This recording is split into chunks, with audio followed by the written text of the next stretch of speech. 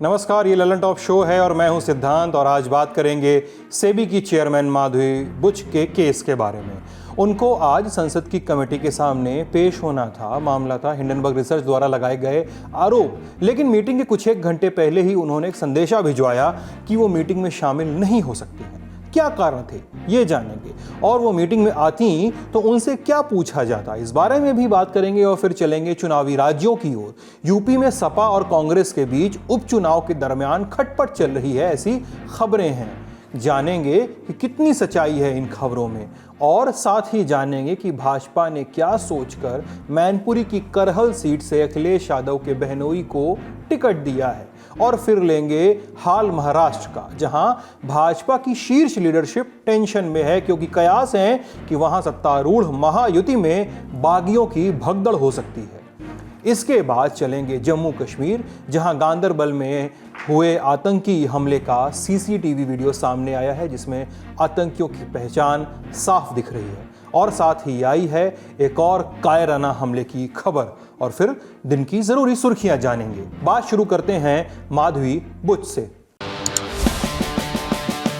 Powered by standard electricals, सेंसोडेंट के and higher. बढ़ाई जब आपने परफॉर्मेंस बोला गॉट अ डैश, हमने दिया hot water in a flash. Standard performance का higher standard. Security and exchange board of India यानी सेबी, उसकी चेयरमैन है माधवी पुरी बुच। उनको आज संसद की पब्लिक अकाउंट्स कमेटी यानी पीएसी के सामने पेश होना था। बीते दिनों उन पर अमेरिका की short seller firm Hindenburg research ने बहुतेरे इल्जाम लगाए थे। क्या थे आगे जानेंगे। उन्हें पीएसी के सवालों का सामना करना था इनके बाबत, लेकिन माधवी आज पेश नहीं हुई। खबरों के मुताबिक माधवी बुच ने कमेटी को बताया कि वो व्यक्तिगत कारणों से कमेटी के सामने पेश नहीं हो सकेंगी।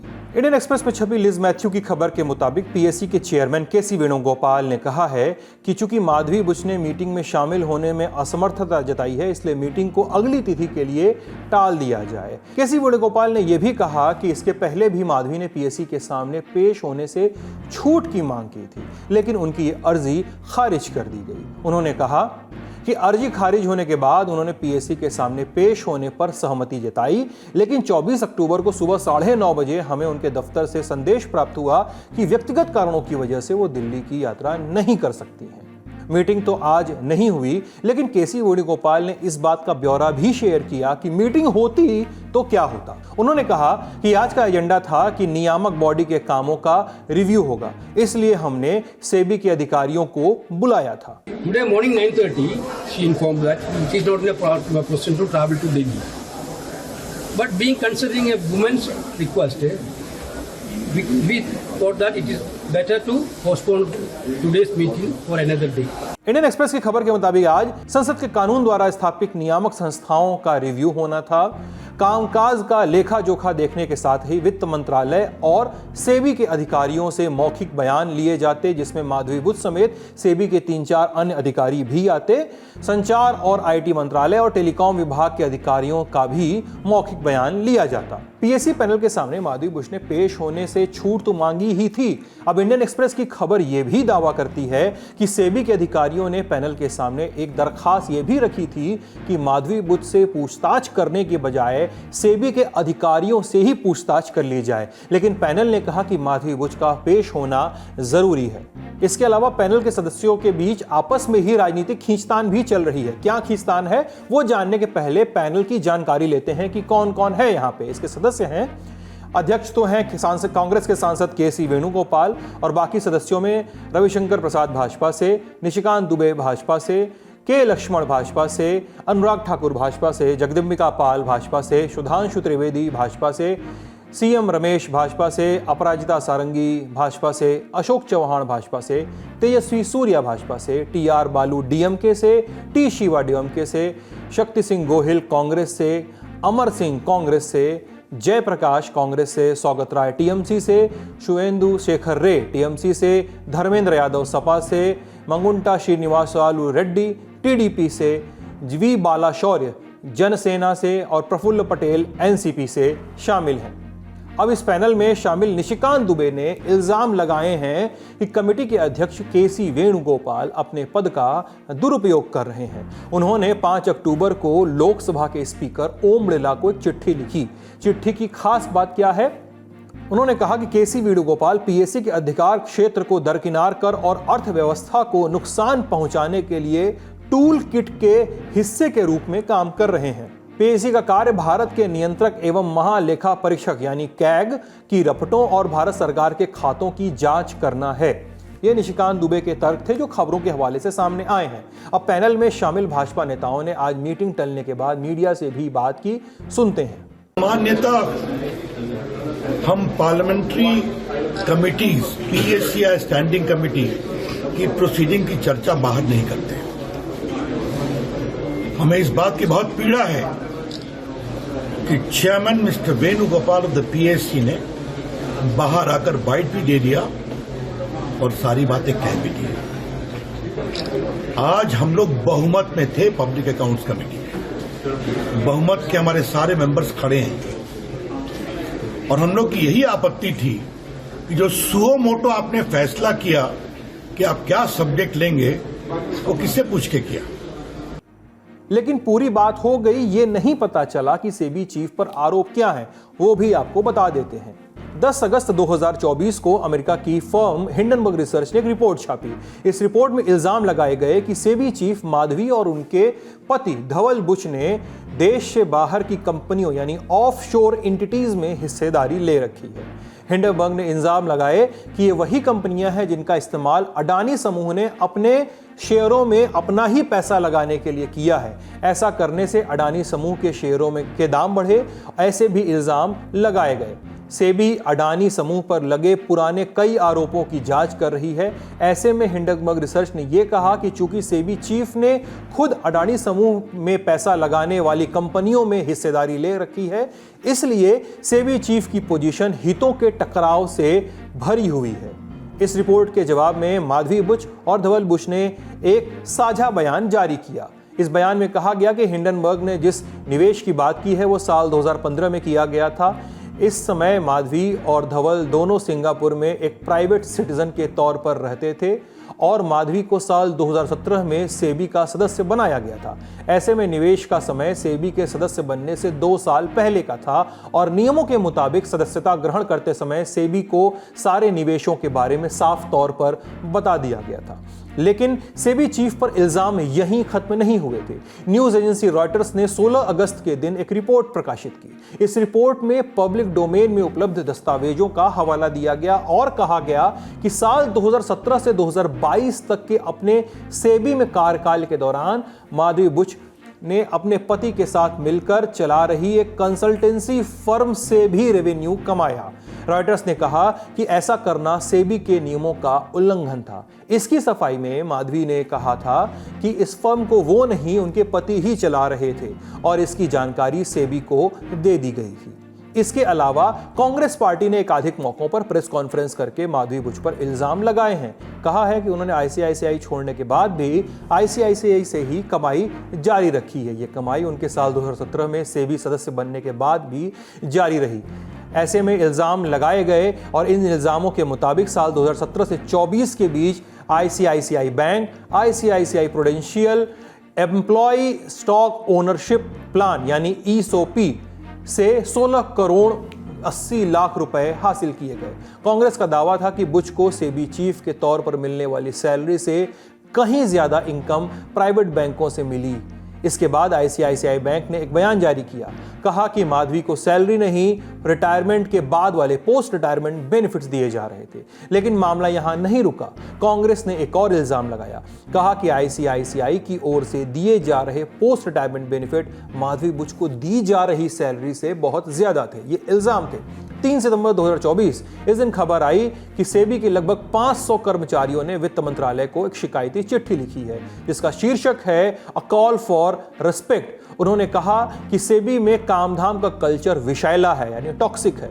सेबी के अधिकारियों की तरफ से भेजे गए इस पत्र में कहा गया था कि सेबी प्रमुख का बैठकों में चिल्लाना, डांटना और सार्वजनिक रूप से अपमानित करना एक आम बात बन गई है। इस चिट्ठी में आगे इल्जाम लगाए गए कि बुच का रवैया, माधवी बुच का रवैया टीम के सदस्यों के प्रति कठोर है और गैर पेशेवर है। सेबी ने 4 सितंबर को बयान जारी किया और कहा कि सेबी के कर्मचारियों को बाहरी तत्वों की ओर से गुमराह किया जा रहा है। सेबी के इस आरोप के बाद शिकायत करने वाले कर्मचारियों ने मुंबई के सेबी ऑफिस के बाहर प्रोटेस्ट किया और माधवी बुच के इस्तीफे की मांग भी की।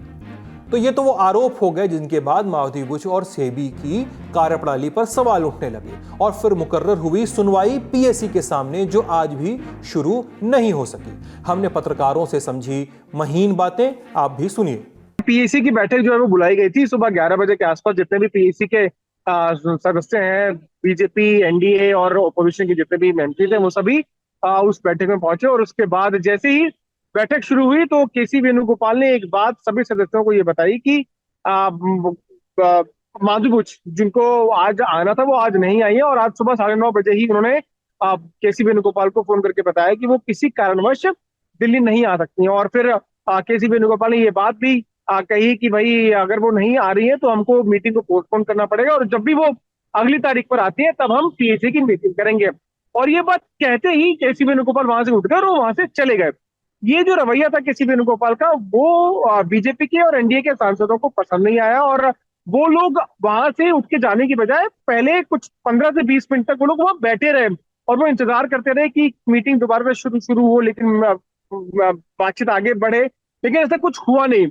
उसके कुछ देर के बाद केसी वेणुगोपाल मीटिंग से बाहर आने के बाद वहां पर जो मीडिया के कैमरे थे उनके सामने आया और उन्होंने अपनी बात रखी। उन्होंने बोला कि माधवी बुच से उनकी कल रात में बात हुई थी, जिसमें उन्होंने कहा था कि वो आज सुबह आएंगी, लेकिन आज सुबह ही 9:30 बजे उन्होंने कह दिया कि वो किसी कारणवश नहीं आ पा रही है और जिस वजह से मीटिंग को पोस्टपोन करना पड़ रहा है। ये खबर यहीं तक। अब अगली खबर। SLS और पैराबेन गॉन, तो उसका करंट ऑन।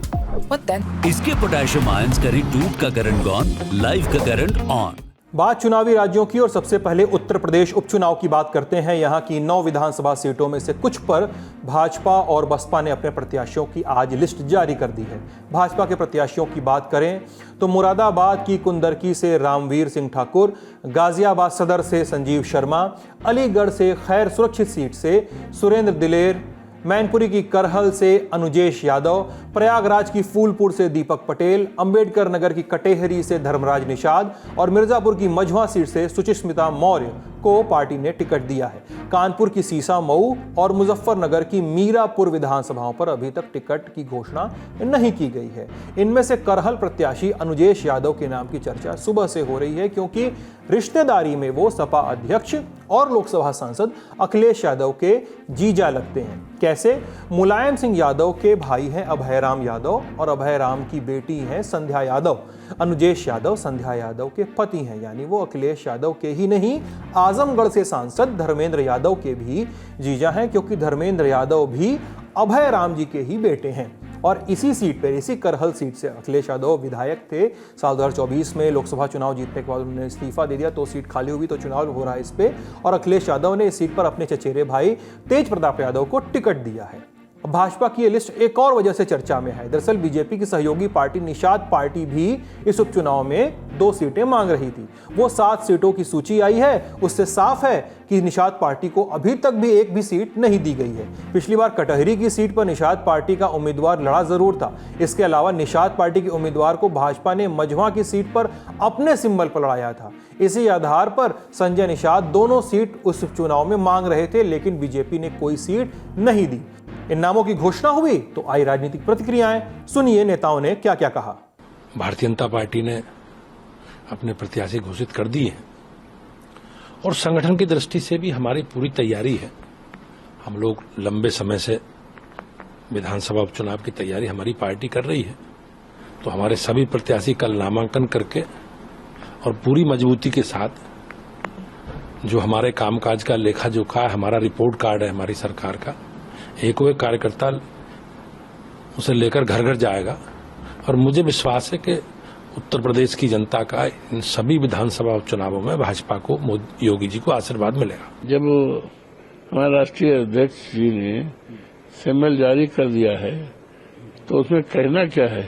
जिसको जिसको सिंबल मिला है उनकी जीत के लिए बधाई है, मेरी शुभकामनाएं हैं। लोग मिलकर काम कर रहे हैं और निश्चित तौर से इंडिया गठबंधन एकजुट है और हम इस प्रदेश के लिए, देश के लिए जो संदेश का काम है कि आपसी भाईचारा, जिस तरीके से आपने देखा होगा कि भी जिस तरीके से बहराइच का आपने देखा कि इनके विधायक ने ही अपने कार्यकर्ताओं पर FIR कराया, तो पूरी तरीके सुनियोजित तरीके से दंगा कराना, झगड़े कराना, कानून व्यवस्था को ध्वस्त करना, ये सरकार करे। इस सब चीज़ों को दूर करने के लिए निर्णय लिया गया कि मिलकर और समाजवादी पार्टी और इंडिया गठबंधन मजबूती से लड़ेगा। अब सपा की बात चल निकली है तो सपा के कांग्रेस के साथ चल रहे गतिरोध की भी चर्चा कर लेते हैं।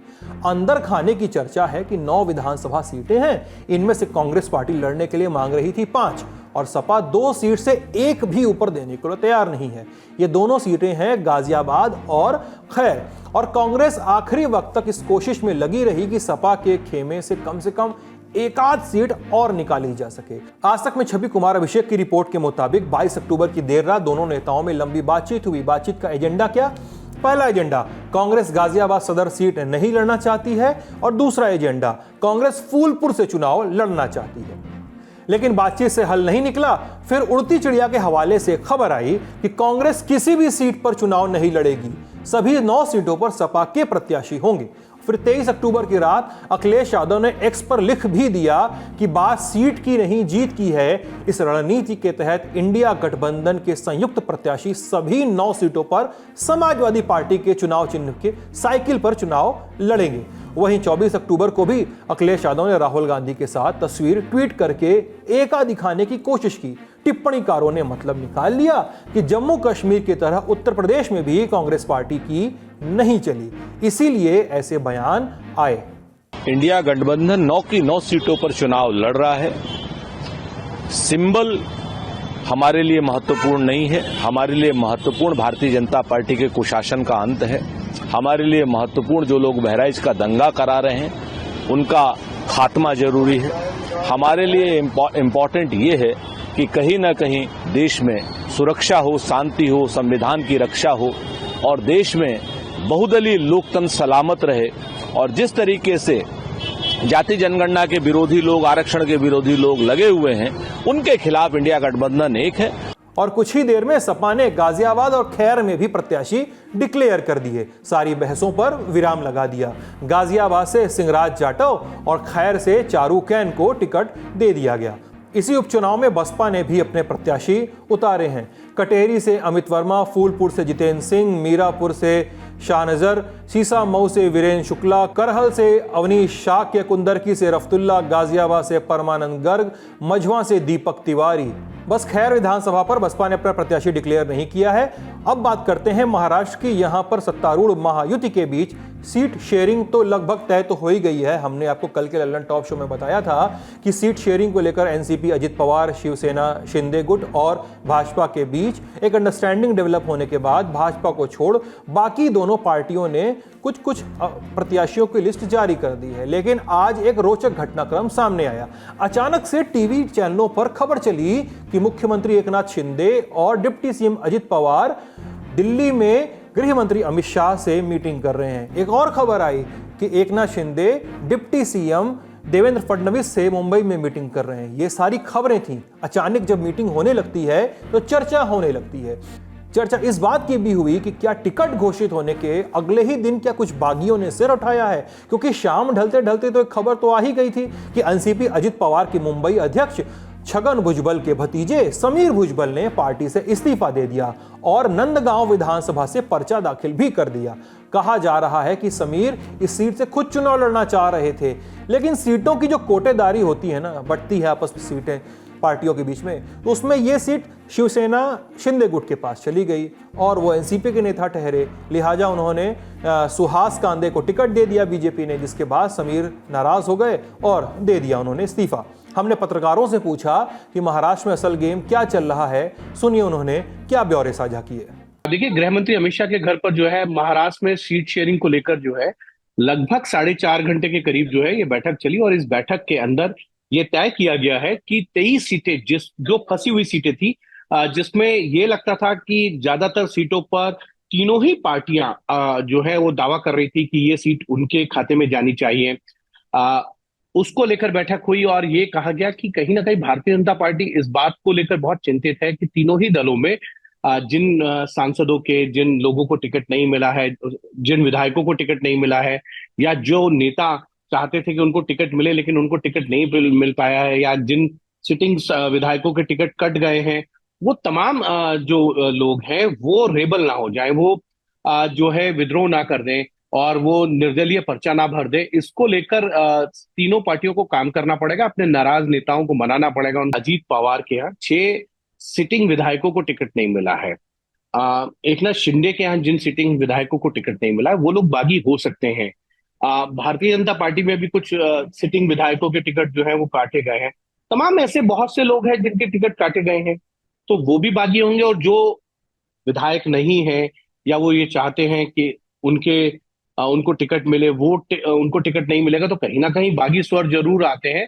और आपने भी देखा होगा पिछले कुछ दिनों में, अगर आप देखेंगे तो भारतीय जनता पार्टी के एक नेता हैं गणेश नायक, उनके बेटे जो है वो शरद पवार की पार्टी में चले गए हैं।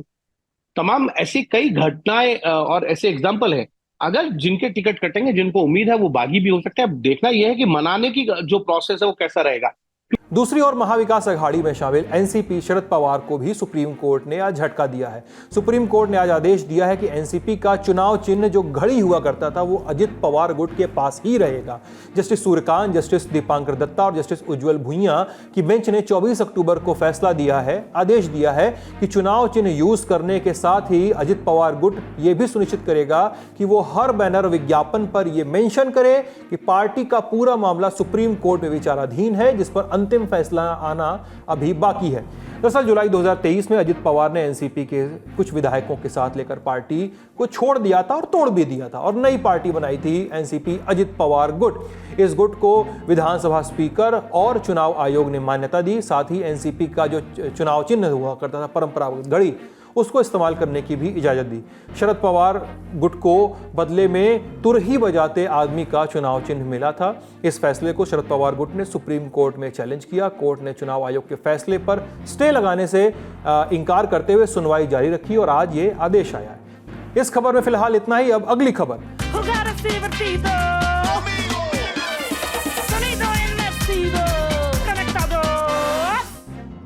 अगली खबर गांदरबल आतंकी हमले से जुड़ी हुई। यहां 20 अक्टूबर को हुए आतंकवादी हमले से जुड़ा एक सीसीटीवी फुटेज सामने आया है। इस फुटेज में 2 आतंकवादियों को स्पॉट किया गया है और दोनों के हाथों में हथियार हैं। एक के हाथ में है M4 कार्बाइन राइफल और दूसरे के हाथ में है AK-47। 20 अक्टूबर की रात जम्मू कश्मीर के गांदरबल में मौजूद एक सुरंग की कंस्ट्रक्शन साइट पे बने कैंप में 2-3 हथियारबंद लोग पहुंचे, फायरिंग शुरू की। इन आतंकियों ने घूम घूमकर कैंप के अलग अलग हिस्सों में फायरिंग की। कहा जा रहा है जिसमें फायरिंग की उसमें बहुत सारे लोग मेस में इकट्ठा हुए थे खाना खाने और उन्होंने मेस को सबसे पहले टारगेट किया और फिर पास ही सटे गगनगीर के जंगलों में गायब हो गए थे। इस फायरिंग में 7 लोगों की मौत हुई, जिनमें 2 जम्मू कश्मीर के और बाकी अन्य राज्यों के रहने वाले थे। 23 अक्टूबर की रात इस हमले का वीडियो सामने आया। इस वीडियो में दिख रहा है कि आतंकियों ने कैंप साइट पर लगभग 7 मिनट का समय बिताया। वीडियो में आपको दिखा नहीं सकते, लेकिन कुछ छोटे मोटे ब्यौरे शेयर कर सकते हैं और तसल्ली से आतंकी इस इलाके को तजवीज रहे थे। वीडियो का जो हिस्सा सामने आया है उसे देखने से लग रहा है कि वीडियो तब का है जब आतंकियों ने अपनी कायराना कार्रवाई को अंजाम दे दिया था। इस वीडियो में तो जैसे एक जगह से दूसरी जगह वो मूव करते हुए दिख रहे हैं, उससे यह भी अंदेशा जताया जा रहा है कि आतंकियों ने प्रोजेक्ट साइट की बाकायदा रेकी की हुई थी। लेकिन 23 अक्टूबर को ही एक और आतंकी हमला प्रकाश में आया। पुलवामा जिले का त्राल, यहां आतंकियों ने यूपी के रहने वाले एक मजदूर को गोली मार दी। घायल मजदूर का नाम शुभम कुमार, वो यूपी के बिजनौर के रहने वाले हैं। आतंकियों ने शुभम के हाथ में गोली मारी, अस्पताल में उनका इलाज जारी है। यह खबर यहीं तक और अब सुर्खियां। बंगाल की खाड़ी से उठे चक्रवाती तूफान दाना पर बात करते हैं। ये तूफान 24 अक्टूबर की रात करीब 2 बजे ओडिशा के तट से टकरा सकता है, यानी आज की रात 2 बजे के आसपास टकरा सकता है। टकराते समय इसकी स्पीड 120 से 130 किलोमीटर प्रति घंटा हो सकती है। तूफान के तट पे टकराव से पहले ही ओडिशा के कई इलाकों में बारिश होने लगी है। बंगाल और ओडिशा के मौसम विज्ञान विभाग ने रेड अलर्ट जारी कर दिया है। हमारे जो टेम्पोररी शेल्टर होम है बालुआ हाई स्कूल में हुआ, हमने मनाया था। वहाँ पे कुकिंग फूड, ड्राई फ्रूट्स और ड्रिंकिंग वाटर, लाइट सब कुछ व्यवस्था किया है और अच्छी तरह से वो रहेंगे जब तक बारिश और बाढ़ खत्म नहीं हुआ है तब तक वो रहेंगे और उसके बाद नॉर्मल होने के बाद वो वापस आ जाए। तूफान से पहले ओडिशा सरकार ने इससे निपटने के लिए तमाम तैयारियां की हैं। राज्य के 14 जिलों से 10 लाख लोगों को शिफ्ट किया गया है। भुवनेश्वर और कोलकाता एयरपोर्ट पर 24 अक्टूबर की शाम 6 बजे से 25 अक्टूबर सुबह 9 बजे तक 300 फ्लाइट्स को कैंसिल कर दिया गया है। साउथ ईस्ट रेलवे ने 150, ईस्ट कोस्ट रेलवे ने 198, ईस्टर्न रेलवे ने 190 और साउथ ईस्ट सेंट्रल रेलवे ने 14 ट्रेनें रद्द कर दी हैं। कुल 552 ट्रेनें रद्द हुई हैं। ओडिशा सरकार ने पर्यटकों को 24 अक्टूबर की रात और 25 अक्टूबर की सुबह तक पुरी के तट छोड़ने का आग्रह किया है। ओडिशा के 14 जिलों में 23 से 25 अक्टूबर तक स्कूल बंद रखने का आदेश भी दिया गया है।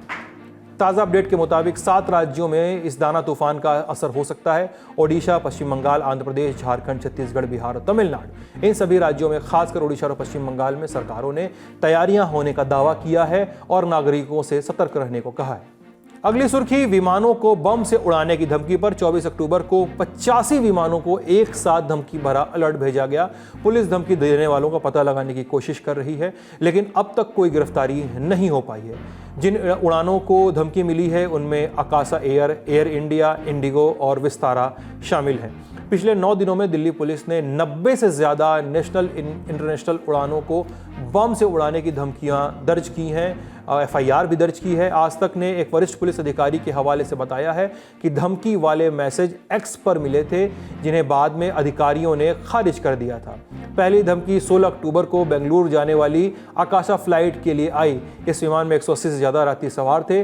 धमकी के बाद विमान को दिल्ली आना पड़ा। दिल्ली पुलिस को साइबर सेल, जो उनकी साइबर सेल है, वो इन पूरी धमकियों को लेकर X पे और बाकी सोशल मीडिया साइट्स पे लगातार नजर बनाए हुए है और एक्टिव है। दिन की बाकी सुर्खियों के लिए चलते हैं न्यूज रूम। देखिए, जम्मू कश्मीर के गुलमर्ग के पास सेना की गाड़ी पर आतंकी हमले की खबर सामने आई है। इस हमले में सेना के 5 जवान घायल हो गए हैं, जबकि सेना के साथ पोर्टर के तौर पर काम करने वाले एक नागरिक की मौत हो गई है। पोर्टर जो होते हैं वो सेना की मदद के लिए होते हैं। जब पहाड़ी इलाके और फ्रंट पोस्ट पर सामान पहुंचाना होता है सेना का, तो इसमें पोर्टर की मदद ली जाती है। यह आतंकी हमला गुलमर्ग में नागिन इलाके में 18 राष्ट्रीय राइफल्स की गाड़ी पर हुआ है।